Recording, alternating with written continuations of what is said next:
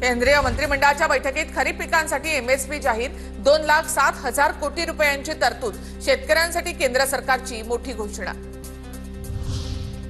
मिठी नदी घोटाळा प्रकरणी डिनो मोरियाची आजही चौकशी, सलग तिसऱ्या दिवशी आर्थिक गुन्हे शाखेकडून चौकशी।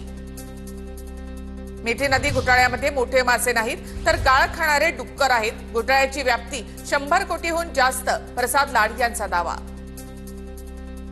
हा घोटाळा खूप मोठा आहे आणि या घोटाळ्याची व्याप्ती नुसती 65 कोटीपुरती मर्यादित नसून जवळजवळ 1150 ते 1200 कोटीची आहे।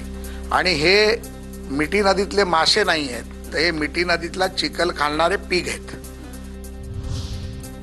ठाकरे बंधू एकत्र आले तरी दोघांची ताकद काय? नारायण राणेंचा सवाल। तर नारायण राणे भाजपचे आश्रित, त्यांनी प्रगल्भ वक्तव्य करावीत, राऊतांचा राणेंवर पलटवार।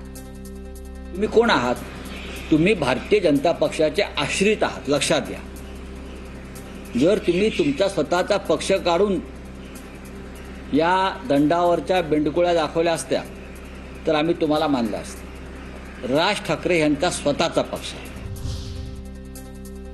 मुंबईमध्ये पाणी साचल्यानंतर ठाकरेंच्या शिवसेनेकडून बॅनरबाजी, शेलारांचा उल्लेख, बाताशीष शेलार असं करत बॅनरमधून टीका।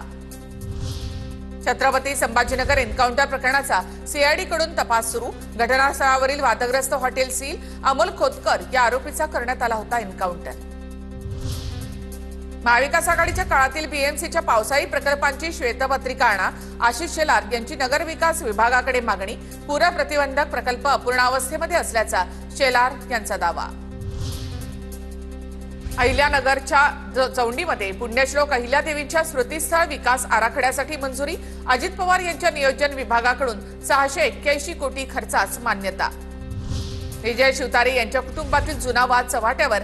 लग्न सोहळ्यामध्ये पुण्यातील शिवसेना जिल्हाध्यक्ष दिलीप यादव यांच्यासह मुलगा विनय यादव याच्यावर धमकावल्या प्रकरणामध्ये गुन्हा। शिवतारे यांची भाची केतकी शिंदे हिच्याकडून फिर्याद।